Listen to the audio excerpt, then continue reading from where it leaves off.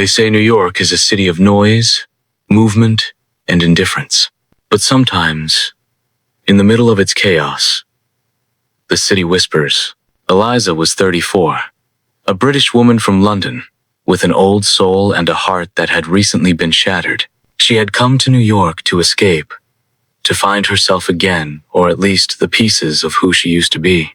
By day, she wandered the parks with her leather-bound notebook. By night, she sipped black coffee in dimly lit diners, writing stories she never finished. She wasn't looking for anyone, and that's when she found him. It was a cloudy Tuesday in Soho. Eliza stepped out of a bookstore, distracted, as usual, and collided hard into someone. A camera clattered to the pavement. "Oh, God, I'm so sorry," she exclaimed, picking it up. "Is it broken?"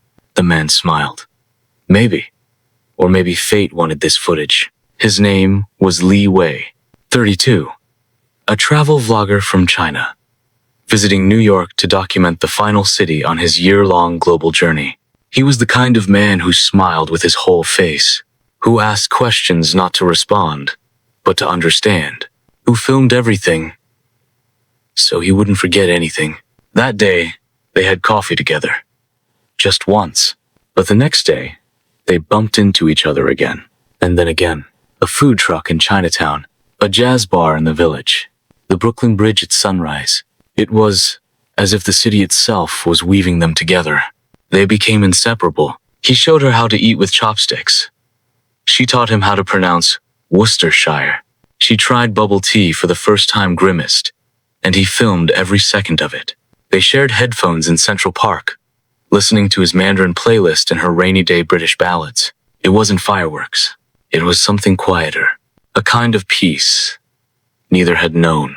One rainy night, they stood beneath a small café awning, soaked and laughing. "I always film everything," he said softly. "But sometimes I forget to live it." "Then don't," Eliza replied, brushing wet hair from her face. "Live this one. No camera. Just us." He looked at her like she was the story he'd been chasing all along. And then they kissed, rain falling around them, New York holding its breath. But love, like New York rain, doesn't always last as long as you want it to. Li Wei's tourist visa was ending. He had 2 days left. They didn't talk about it at first. But when the final night came, they walked the quiet streets of the Lower East Side, not saying much.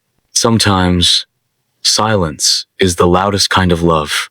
"Maybe we were just a New York story," Eliza whispered. Li Wei stopped, turned to her, took her hands. "No," he said, "we're part one." He filmed the final vlog at the airport.